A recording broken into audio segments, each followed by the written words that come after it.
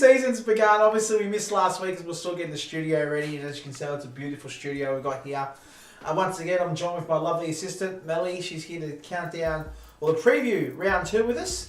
We'll get started firstly just to go over last week. Obviously, 5 winners, 5 losers.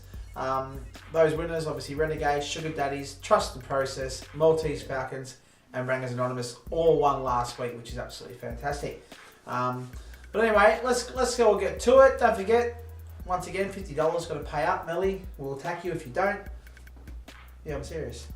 All right. So anyway, let's get to the previews and to the rounds. Let's start it off with Renegades, last year's champions. Congratulations, Stefan. High five for Steph. No, sorry, Steph. Last year's champion Stefan will play last year's bottom of the ladder, Seek and Destroy in round 2. Renegades had a win last week, and Seek and Destroy didn't, and they're on bottom of the ladder. As you can see, we're joined by Sis. Look at that, she's floating. So anyway, let's get to the first game. Renegades versus Seek and Destroy. So far, now, one game's already been played today. Coleman and Richmond have just finished. We're doing this after the game, so we'll be able to give you some updated scores on that as well, and let you know if anyone has played a loophole player, what they should possibly play him as. But pretty much Renegades are going to stay with the same team as they did last week. They've got Josh Kenny, who kicked 7 goals last week, and Toby Green's a half forward. Didn't do very well last week, only got 38, but still not too bad as a half forward. He's got Mark Murphy in his utility. Now, he did have the loophole player in Scott Pendlebury. Where's Pendlebury going to play? Probably the best position would be midfield. Utility, got 81 as a utility. Midfield 60, follower 52, halfback 49. So a bit of an option there. Tackler 29. So a few options where you can play Pendlebury in that one. Other players, he's not playing Joe Watson. He's got Steve May available. Hodges back. Cyril, as always. We can always play Cyril, can't we? But so far, he's got Rory Sloan in his team, Mark Murphy, Braden Funerary is obviously the player that's going to miss out from loophole for Scott Pendlebury. Witts had a great game last week, got about 30 or 40 in the ruck, I think it was. And Gaff got 60 as his midfielder last week, as well as Jack Viney, who's there as a tackler. Who's he up against? Well, he's up against Seek and Destroy. He's so far this week, he's had Still Sidebottom play. Still Sidebottom got as a follower, only 32.5. Very low as a follower, so not a very good start for him. Obviously doesn't understand the loophole and how it works. Possibly could have put Still Sidebottom as a loophole player. But oh well, if he played Still Sidebottom as the loophole player, he would have got possibly, nothing. Not have played him at all. Anyway, Danaher's a full forward. He's got Petrarca as a half forward. Hanbury in utility up against grand final replay like as from last year. Didn't have a very good game last year. Only got 35 as utility last week, should I say. So hopefully he's a bit better this week. Jack Stevens in the midfield as well. Paddy Ryder in the ruck. Rory led last week. He's put him in as halfback. Last week would have got 99 as utility. Would have got 71 as a halfback last week. So he's hoping to repeat that. I'm hoping he doesn't because he plays the Hawks. Matt Prittis, tackler. And there we go. So he's got a few other options to choose from as well. Mitch Robertson's there. Jake Stringer's there. Bernie Vince is suspended. Jack McRae. So a couple of options to choose from. But that's that game there. So Renegades versus Seek and Destroy. I would probably think Renegades will win this one pretty easily. Especially the fact that one of these midfielders has already got 32 and Steph can bring in Scott Pennery, who's going to get a big score. Next game, it's Rangers Anonymous versus Maltese Falcons. Rangers has already had 2 players play this week. Once again, he doesn't understand how the loophole system works. But anyway, he's got Nat 5 sitting as interchange, by the way. So if anyone wants to try for a trade, you can go for it.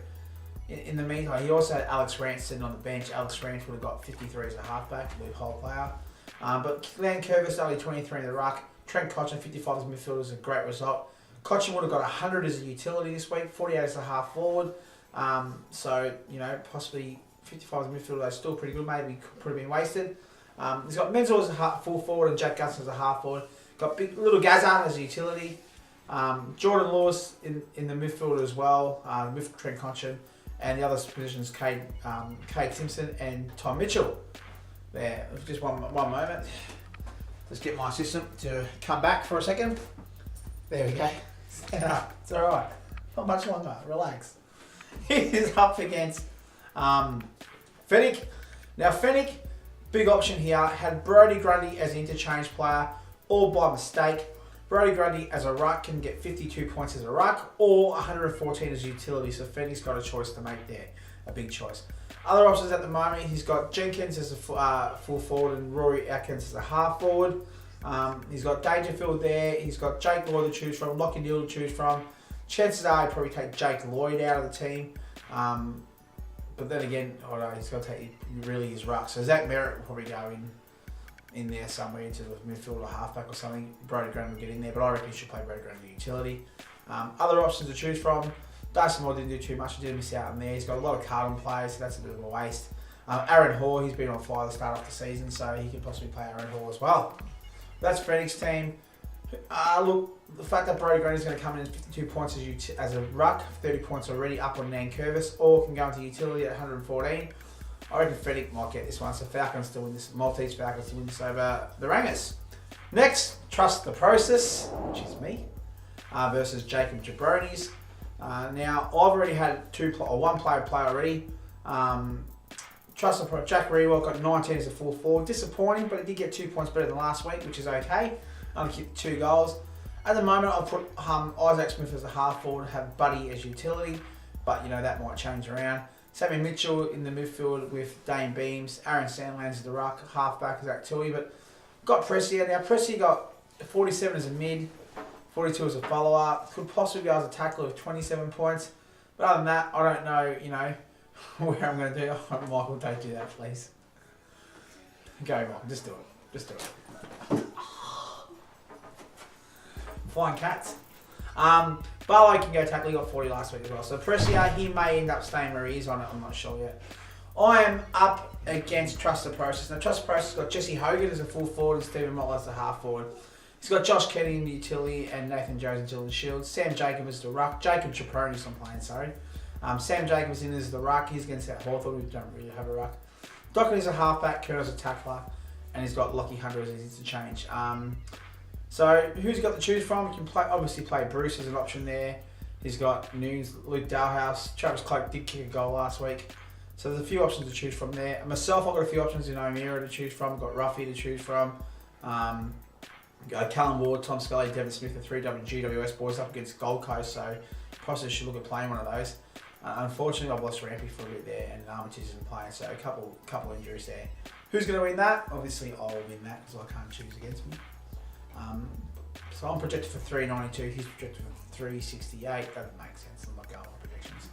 Next, Sugar Daddies versus Top Guns. Now Top Guns have already started having utility, Adam Trelaw's utility.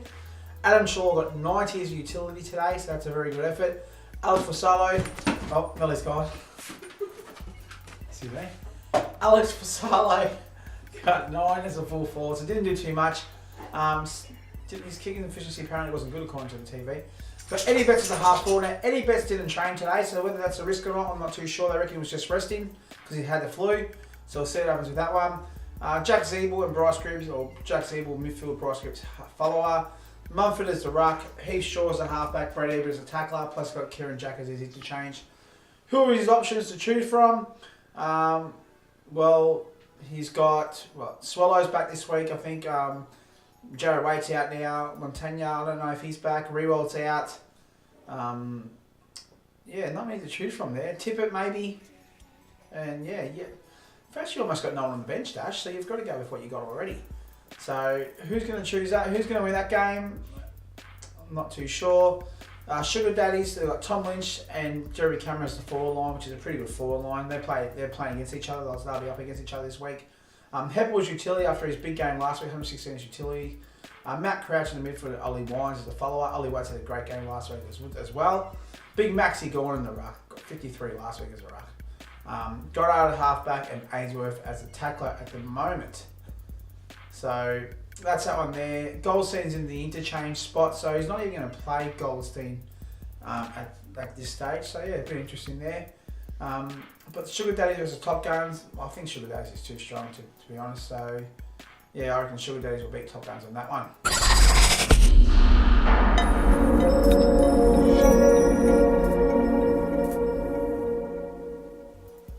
And finally, we've got the last game of the round. We'll see if we're a bit quicker this week because last year's there was going pretty slow, half an hour show. So Gods Olympus versus I'm Rolling in this one. Mick hasn't quite done his team yet. He's got a couple of options there. He's got Luke Shuey as a half forward at the moment. He's also got Lacroix in. Lacroix looks like he's back to his best. And they're playing at home against St Kilda this week. Dustin Martin was the interchange. He's going to probably bring in Taylor Walker because Taylor Walker is back this week. So whether he does that or not, I'm not too sure. But Dustin Martin, if anything, maybe midfielder. Got 54 as a midfielder. Got 30. What do you get? Yeah, 54 as a midfielder. 40 as a half forward. So there are a couple of options for him there. 72 is utility. Probably not. Probably want a little bit more for as a utility, but 72 though. It's still 72 points. So where he brings Dustin Martin in, I'm not too sure. Other than that, it's got Rockcliffe in the midfielders with Stephen Hill. Rockcliffe would have got 100 as utility last week, got 80 as a midfielder last week, so that's pretty good. Zorko also had a great game last week, 52 points as a tackler would have got, 95 as utility. Stephen Martin, he's back to his best. I mean, maybe he should have a bad game and then trade him halfway through the season, and then he can come good. Yeah, Henderson now said he's got to prove himself so he can get a new contract, so he's good there, and took Miller currently in the tackler's position. Who's he up against? I'm rolling. Coming off a loss last week, unlucky Coley. He's got Taylor Adams as the interchange who played tonight. Taylor Adams would have got 74 as a utility, 47 as a mid, 39 as a tackler. If anything, he's probably going to play Taylor Adams as a tackler this week, I would say, 39 points. Although Libba last week had a pretty good game as a tackler, 67 points. That doesn't feel right, but that's what he got. Sean Grigg only has 27 points as a halfback this week. 15 tackles Libba last week. There you go. Sean Grigg got 27 as a halfback, so he's already behind the 8 ball there, possibly got 40 points. Hickey in the ruck did alright last week, but this week he's going to be up against no ruckman in the West Coast in Vardy, so he should have a good game this week, you would think. Selder in the midfield, in the follow-up with Luke Parker. Robbie Gray is utility. Robbie Gray didn't have a very good game last week at all. He got 22 points as utility. And then Tom Lynch half forward with Jack Darling. So that's Coley's team. He's got a few to choose from. He can bring in Zaharakis as well. He's got Stead in there. Ken McCarthy can be a forward. I'm not too sure.